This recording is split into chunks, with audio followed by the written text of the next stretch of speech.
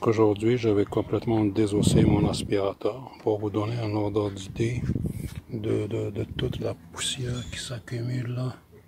C'est incroyable. Puis là, c'était vraiment complexe là, la manière de le démonter. L'état du moteur là. Si maintenant je vais pas faire le nettoyage là, c'est sûr que je pense pas que ça va durer longtemps. Donc ça c'est son moteur électrique. Donc toutes les parties plastiques là. Donc j'ai déjà nettoyé une grosse partie là, moi c'est ça avec un tuyau d'arrosage. Mais ça c'est comme du métal puis de l'électrique, je vais l'utiliser là comme du lave-glace là parce qu'il contient de l'ammoniac, ça va éviter la corrosion. Puis sinon je vais l'endommager si je fais ça avec l'eau. Puis ben, c'est sûr, évidemment, il est démonté, ça a l'air mine de rien, mais pour le démonter là, c'était pas facile. Donc ça, c'est une autre partie électrique, ça, donc c'est le système à ressort pour l'enroulement par ressort de son câble électrique.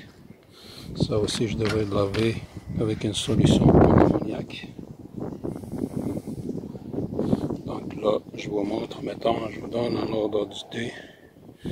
Ben, toutes les parties là, comment, ben, on ne peut pas le savoir parce que de l'extérieur, on voit toujours comme quoi il est bien. Mais force à force là, c'est tout cela qui va finir par user là, toutes les parties mécaniques et électriques. Donc là, de temps en temps, au moins une fois par 2 ans, faut tout démonter puis nettoyer parce que ce que ça ramasse là, c'est fou.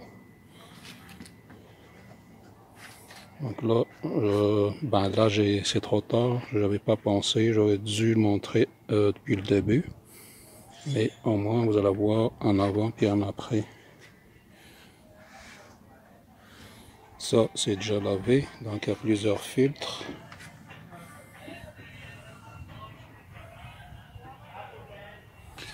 Ça c'est le compartiment pour l'enroulement du câble électrique.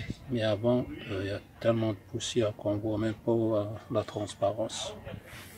En tout cas, je vais montrer après que tout sera propre. Donc là, j'ai fini avec toutes les parties plastiques. C'est quand même pas mal propre, c'est sûr, c'est pas comme en sortie de l'usine ou bien au magasin. Il y a quand même des traces qui sont là pas. Ça, donc tout ce qui est plastique, je l'ai lavé donc au jet d'eau et avec du savonnage. Donc là, je suis rendu à la partie électrique. Donc là, on va voir le compartiment là.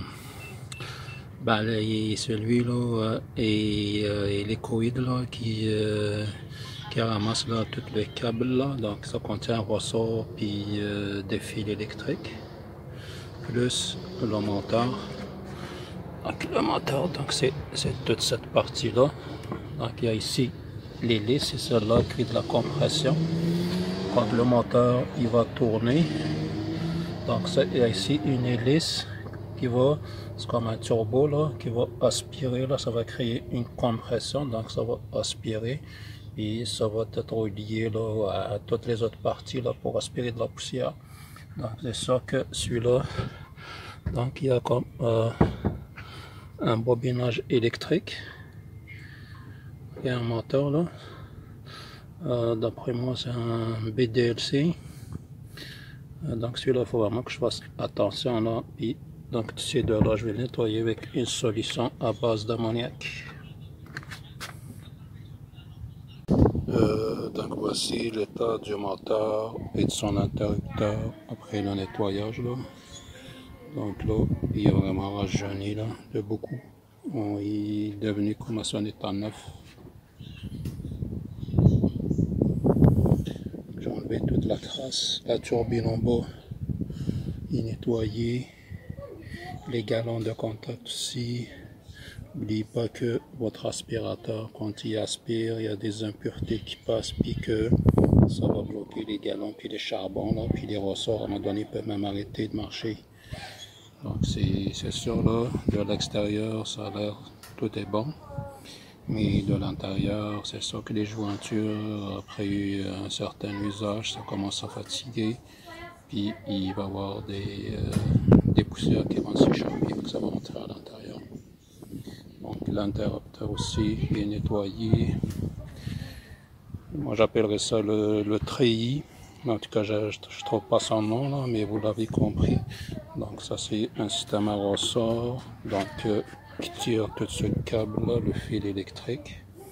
Donc ça aussi, il est nettoyé comme le moteur avec de la solution ammoniaque. Tous ces fils, donc c'est ça qui ramène de l'alimentation secteur vers l'interrupteur, ensuite de l'interrupteur vers le moteur. Une fois que le moteur est en marche, en rotation, c'est plus cette turbine là qui est reliée là à tous les accessoires là, toute la tuyauterie ou le balai rotationnel. Donc lui il est statique, il tourne et tout l'aérodynamisme, c'est bien la turbine là qui est actionnée par ce moteur là qui fait tout le reste de la job. Donc de mon côté j'ai tout terminé, nettoyage. Après ça je vais faire le montage final. Une fois qu'il est sec là, on va le faire partir et savoir ce que ça fait. Là, il va me rester la dernière partie, la partie la plus basse là, celle qui est en contact avec le sol, puis on voit les roues. Donc c'est sûr que ça prend aussi un peu de nettoyage, puis la mise en œuvre. Sans ça, là, le travail sera comme presque incomplet. Une fois que j'aurai fait cette partie-là, donc c'est tout l'ensemble là de la machine qui va être là mise en œuvre.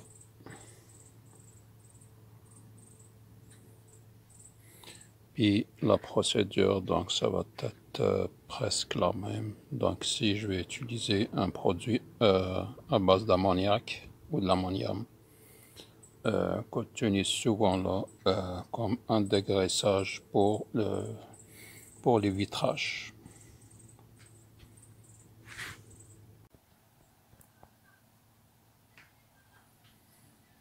Donc là, j'ai fini avec la dernière partie.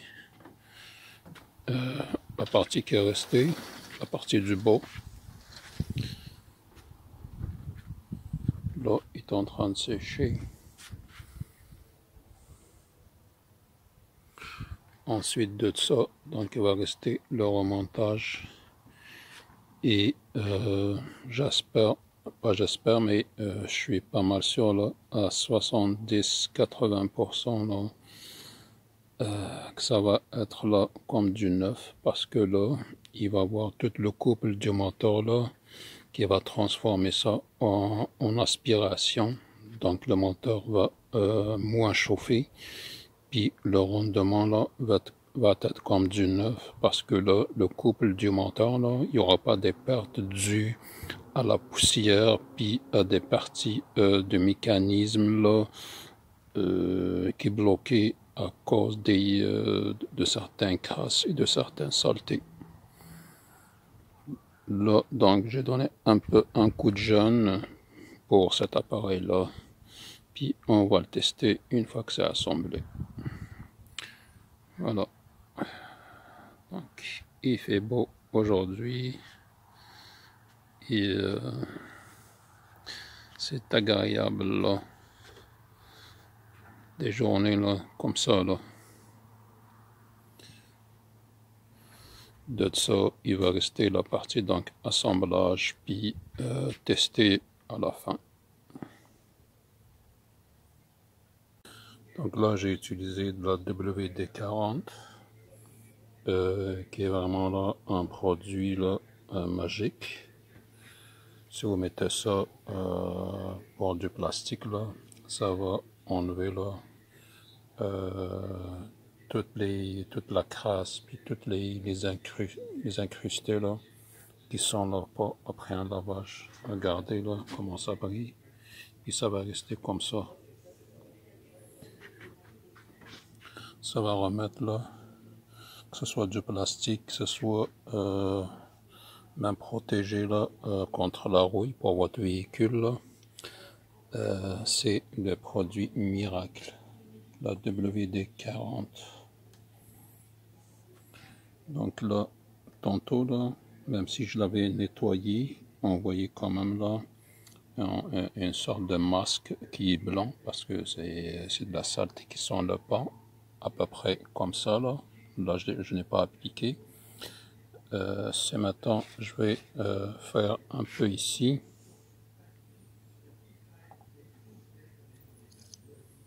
Vous allez voir comment ça va devenir là, juste en frottant. Donc la matière, ça va reprendre tout son état presque d'origine là, pas à 100%, mais un 70% là. Pareil aussi pour ça, pareil aussi pour les accessoires suivants. Donc là, j'ai remis en place le balai rotatif, plus en préparation là, la courroie qui va entraîner la rotation là, du balai, comme ça là. Mais de ce côté là, il va y avoir le moteur. Après le balai rotatif, puis la courroie vers le moteur. Donc là, je vais mettre la buse d'aspiration avec le cône là, de concentration. Ensuite de ça, donc, je vais remettre ce cache là pour maintenir là, tout l'ensemble. L'avant-dernière étape, c'est de remettre ce capuchon là pour les deux roulettes là, de position avant. Ensuite de ça, il va rester ce cache là qui va se remettre en dernier. Et le mécanisme là, pour cette partie là sera finalement là, assemblé. Ce qui complète l'assemblage de la partie basse, le balai puis tout le compartiment là, balai, aspiration puis réglage là, puis le tube d'aspiration, puis regardez aussi l'éclat là, de la matière là, avec la WD-40 là, un produit là que tout le monde devrait avoir chez soi parce que il fait vraiment des miracles. Donc, là, il va rester la partie, il va rester de mettre le moteur de ce côté-là, ce qui est la courroie d'entraînement, juste la partie haute là pour la commande, puis pour le maintien de tout ça.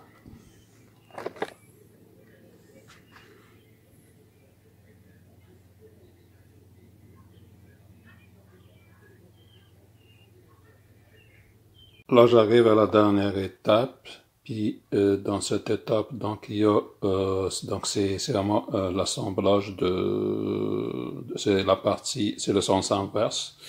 Donc tout ce que j'avais désassemblé là, il faut que j'assemble tout après la remise en neuf, oui. Donc c'est la remise en neuf là de tout le système. Puis là, il y a vraiment deux mécanismes très importants dans tout l'ensemble. Donc il y a le moteur qu'on voit ici, puis il y a le système de rembobinage de tout ce câblage électrique. Lui, donc, il est normalement en position relâchée. Ce qu'il va faire, c'est que on voit ici donc on voit comme ici une position au repos qui va venir se fixer sur ce côté-là. On voit ici une sortie du câble. Ce câble-là, donc lui, c'est ce qui va faire une tension par rapport au ressort, c'est la fixation de ce côté-là. Quand nous autres, on tire, donc il va y avoir des freins. Le frein, il est là. Ce qui veut dire, dépendamment de ce qu'on a tiré, combien de mesures qu'on a tiré sur le câble, par derrière, donc il y a tout un système à ressort. Donc il va y avoir donc un moment physique. Ça c'est de la physique, c'est pas le moment comme dans le temps, mais c'est donc c'est le moment en physique là. Donc il va y avoir une rotation qui va créer un moment. Donc le ressort, lui, il va vouloir reprendre sa position de repos. Ce qui va l'empêcher, c'est ce frein-là, jusqu'à temps qu'on va peser sur ce piton de relâche. Donc lui, il va desserrer le frein, puis ce ressort, donc par action mécanique et action physique, lui, il veut reprendre sa position de repos. Donc toute l'énergie qui était emmagasinée sous forme de torsion, de moment sur le ressort, ça va être transformé en action mécanique qui va embobiner là tout le câble qu'on voit ici. Donc c'est cette partie-là que je vais commencer à faire l'assemblage en premier lieu. Donc le voici là, le système à ressort que j'ai montré tantôt. Donc on a ici cet ergot qu'on voit ici là. Je vais faire un zoom ici. Donc lui, il va entrer de ce côté-là. Et c'est ça qui fait que ça va faire cette torsion. Et tant mieux là que je l'ai désassemblé parce que je vois que cette partie-là, il reste encore là des traces là de... voilà, comme il est un petit peu les traces là, le rouillage là du ressort, parce qu'il est comme, je pense que c'est du fer, un petit peu, c'est de la matière spéciale qui commence à rouiller, donc je vais remettre ça aussi en neuf, et retourner tout en place. Entre-temps, donc là, j'ai restauré cette partie-là du système, donc je l'ai remise à neuf, y compris le système à ressort. Là aussi, donc on voit qu'il y a beaucoup de crasse là que je viens d'enlever. Ça commence à rouiller parce que toute l'humidité nettoyage, c'est quand même de la matière là, qui est susceptible à la rouille. Puis la raison, c'est que pas la raison de la rouille, mais pourquoi le ressort, justement, il a cette propriété-là de ne pas se faire comme les autres métaux. C'est maintenant, on a enroulé un autre fil d'une autre matière. Une fois qu'il a pris cette forme, il va la garder, même si on tire dessus, il va pas essayer de se défaire parce que sa composition atomique versus électronique ne l'oblige pas à reprendre sa position. Par contre, cette matière-là, c'est là justement qu'on parle de sa composition atomique et électronique. Une fois qu'il a déformé de sa forme, il va toujours essayer là, de reprendre sa forme de repos, telle qu'elle est en ce moment. Et c'est pour ça, cet ergot, celui-là, là, il va venir rentrer ici. Et à chaque fois qu'on tire ce câble, donc lui, il va être entraîné. Lui, il va avoir un sens linéaire quand on tire comme ça, direct. Lui, il va voir donc le mécanisme, le fait de tirer sur le câble. Ça aussi, on va faire comme un moment. Donc il y a un bras, le rayon, puis il va faire un moment. Donc il va transformer le mouvement en moment, mais le mouvement il va être rotationnel. et de ce côté-là, il va entraîner lui à tourner, y compris cet ergot-là, qui va en même temps là, déformer le ressort. Puis dès qu'on relâche le câble, le frein qu'on a ici, il va maintenir l'énergie cinétique. Donc l'énergie cinétique qu'on vient de faire avec le bras, il va tout être emmagasiné et accumulé sur ce ressort-là. Puis à chaque fois qu'on veut rebobiner automatiquement, sans effort, le câble électrique, on a juste appuyé sur cette languette, c'est toute l'énergie cinétique quand on a tiré qui est emmagasinée dans ce ressort qui va faire tout le reste de la job. C'est de la récupération. Énergie cinétique, elle va être emmagasinée là et il va être récupéré par ce mécanisme.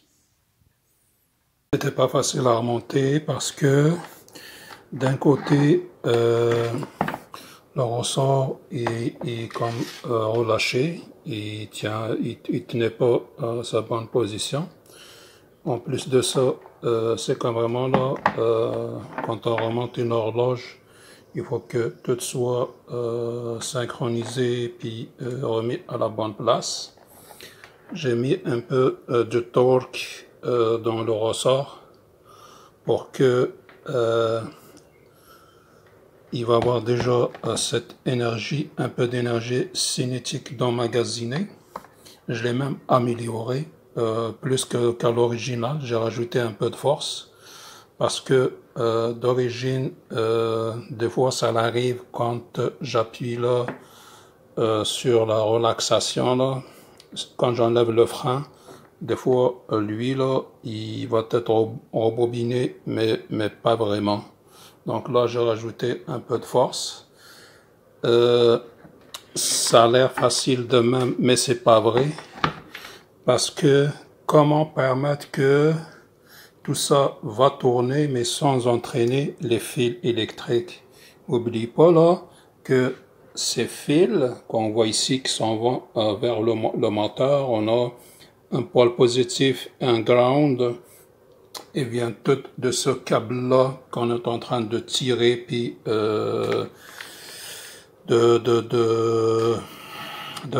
comment dire, de retourner avec ce mécanisme. Mais tout ça, ces câbles-là, ils devraient être statiques. Donc, dans le fond, il y a comme deux contacteurs là qui évitent que ces deux fils tourne pendant que la rallonge elle-même, elle tourne.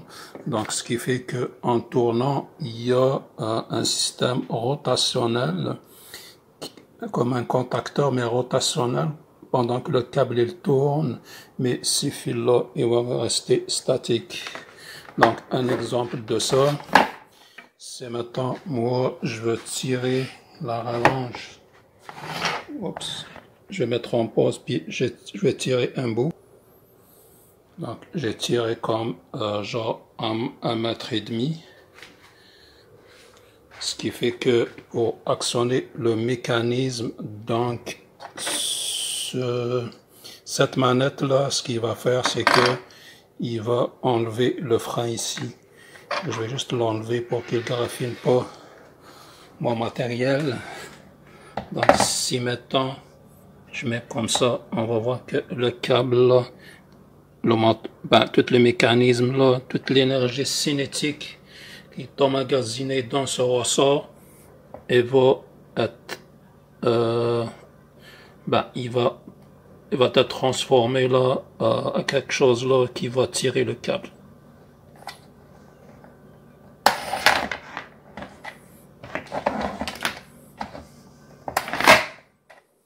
Voilà, c'est exactement comme ça.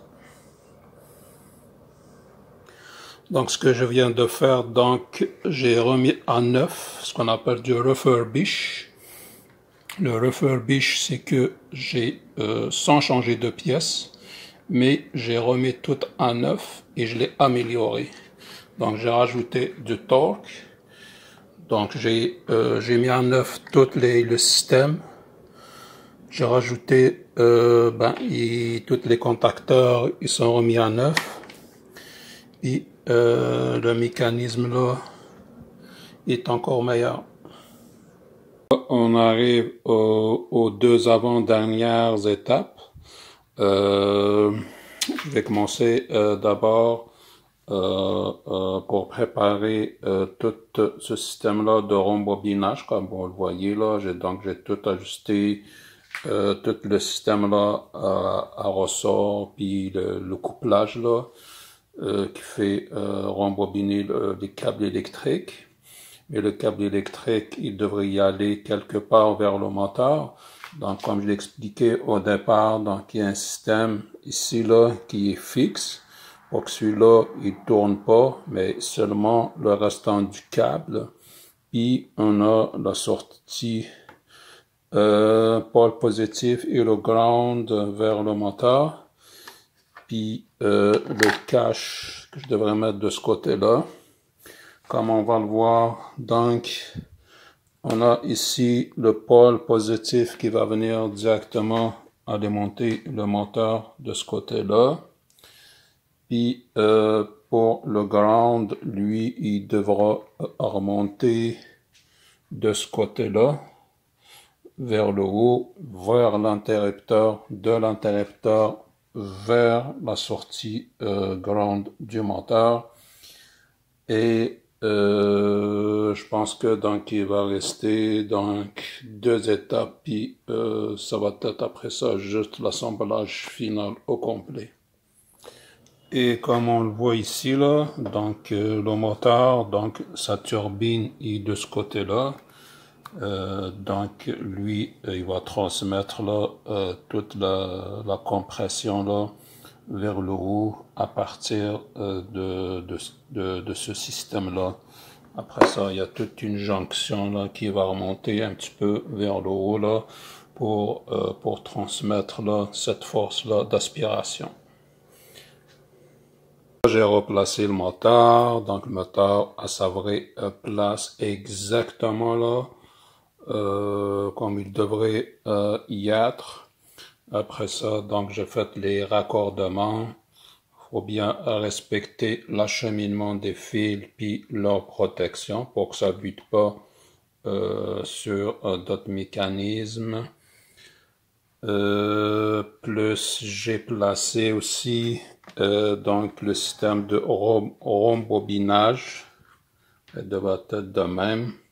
Donc cette partie-là, c'est là où est emmagasinée l'énergie cinétique qu'on a vu avec le système à ressort ici. En tirant le câble de ce côté-là, mais que ça va empêcher les câbles d'être entraînés dans le système, dans la rotation du câble.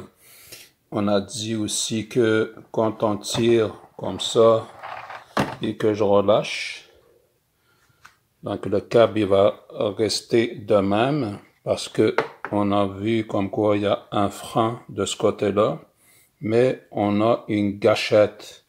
Et moi, j'ai amélioré le système, donc j'ai rajouté un peu plus de torque parce que à l'origine, quand je pèse sur cette gâchette-là, des fois, je sais pas, il y avait comme de la poussière, puis il y a beaucoup de crasse là qui s'est accumulée dans le temps, ce qui veut dire qu'à un moment donné, la force, il y a du retenu. Le câble là, il revient pas rapidement, mais là, comme on va le voir, si j'appuie sur cette gâchette là, le câble là, illico presto, il va se remettre en place.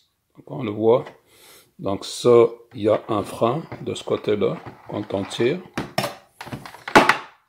Le frein, il empêche le câble de reprendre sa position. Donc le ressort est encore sous tension. Puis il suffit d'appuyer sur la gâchette là, et que ça va le reprendre. On essaie encore une dernière fois. Je pense là, intentionnellement là, j'ai touché à la gâchette. Puis là, la manière où ça fonctionne, mettons comme ça. On voit que il y a beaucoup de force. Le moteur est en place, le câblage, le système de rembobinage, la gâchette, puis le système de marche arrêt ou l'interrupteur si vous voulez. comme je l'ai expliqué au départ. Donc, celui-là va être branché au 110 voltage du secteur. Immédiatement, donc, il va voir donc le courant positif, il va venir directement alimenter le moteur, puis ça va sortir du bas, puis ça va revenir vers l'interrupteur, peser sur l'interrupteur pour faire un circuit fermé, puis ça retourne par le ground vers le secteur. Donc c'est dans cette manière-là que le courant circule sur cet appareil, puis ça va permettre donc de transformer donc l'énergie électrique en énergie mécanique sur le moteur que lui, quand il va tourner, donc on voit deux bobinages de ce côté-là, donc ça va créer un champ électrique qui va transformer de l'énergie électrique en énergie mécanique, qui va entraîner une sorte de turbine qu'on voit de ce côté-là, qui elle-même est reliée par d'autres connexions. Il va y avoir aussi un autre tube qui va être branché de ce côté-là. Ça va créer l'aspiration. Et tout ce monde-là, là, ça va aller dans le système de collecte là qu'on a vu séparément là. Mais bon, donc ça, c'est presque la dernière étape là. Puis il va juste rester à mettre les caches de ce côté-là. Après ça, on va tester cela. On va le brancher, puis on va voir si tout ça va marcher. La partie avant aussi vient d'être montée et finie. Là, j'ai laissé à demi ouvert pour qu'on puisse faire vraiment un test là. Un test électrique, électromécanique. Donc, on va tester les branchements électriques, la rotation du moteur versus la puissance mécanique engendrée dans tout ça. Donc, je vais brancher le câble, puis on va faire un test là global. Pas global, mais unitaire, je veux dire là, au moins sur la rotation du moteur. Là, je l'ai branché au secteur, donc on va être capable de faire un petit test là, électrique pour voir si tout fonctionne bien. Bien sûr, qui dit électrique, donc ça va être aussi électromécanique là. Donc il va y avoir de l'énergie du moteur qui va être convertie en énergie mécanique.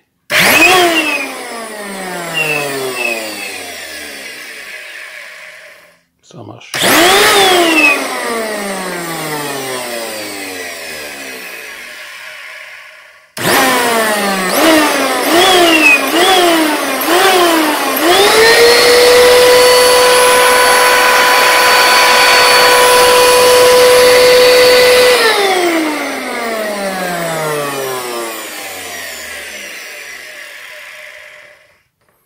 Super. Donc là, je vais faire l'assemblage là du côté postérieur. Après ça, donc on va faire un test ultime pour tout ça. Là, je viens de finir l'assemblage de la partie haute, là, partie électromécanique. On a testé aussi comme quoi le moteur il tourne bien, puis sans aucun sans problème, sans difficulté électromécanique. Donc il n'y a pas le couple au repos, il n'y a pas d'obstacle, ça tourne très bien. Donc il est vraiment redevenu comme du neuf. Tout est rassemblé, tout est remis comme tel. Là, il va rester la partie du bas.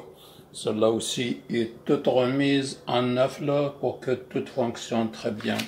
Donc c'est sûr que là, le moteur il va être aussi relié à une sorte de courroie ici pour que il va pour entraîner les balais de ce côté-là. Ce qui fait que le moteur il va tourner les balais.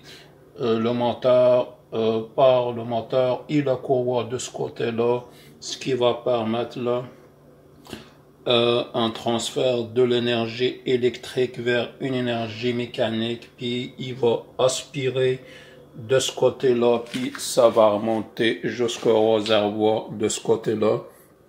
Parce qu'on a vu qu'il y a des filtres et tout le reste là, de la combine. Ce qui va rester comme étape ultime, c'est assembler cette partie supérieure où est-ce qu'il y a le moteur, puis tout le câblage électrique avec cette partie-là, puis faire le test final. Donc voici le résultat final de l'aspirateur Bissell Power Groom. Donc ça c'est fait aussi pour toutes les cochonneries là, des animaux, des poils, c'est multifonction. Il est vraiment remis là à neuf là. Donc désassemblé, donc étape par étape, j'ai tout montré tout ça, refaire bicher, remis à neuf, puis réassembler. Donc au final ça donne quelque chose là exactement comme du neuf là, comme on le voit directement. Là il est propre, fonctionnel, puis il va durer là aussi longtemps que possible. Que ce soit la partie électrique, que ce soit la partie mécanique. Donc vous avez vu là son état au départ, puis le résultat final. Donc là, il va me rester juste à le mettre en marche, puis on va voir ce que ça fait.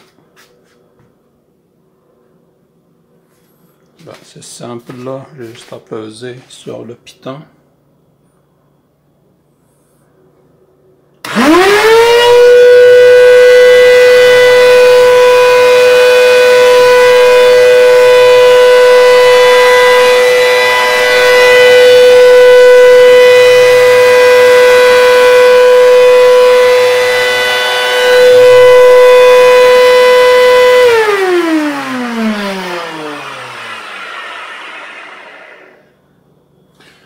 Croyez-moi là, c'est sincère ce que je veux dire là, c'est pas un mensonge, c'est pas juste pour faire vendre mon produit, mais je dirais que sa puissance là, il a été multiplié par 10. Honnêtement là, j'ai même demandé à quelqu'un devant moi là, elle me dit oui, il est vraiment là extra puissant.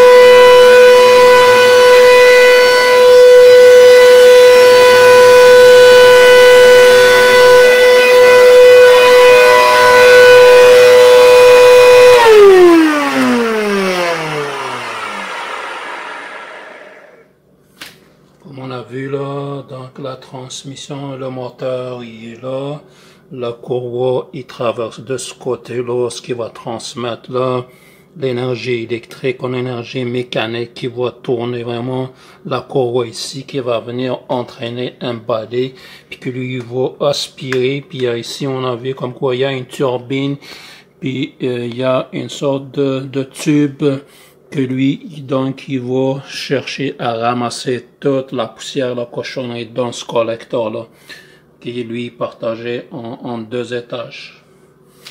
Donc, vous avez vu là la puissance, puis la jeunesse là,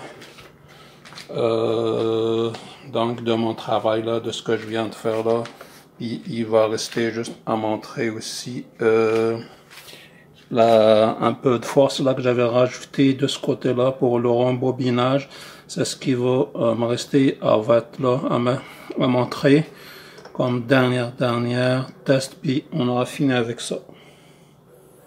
Donc le câble là il est tiré comme de même, donc là il va juste rester à tirer sur la gâchette, puis on va voir la force de tirage.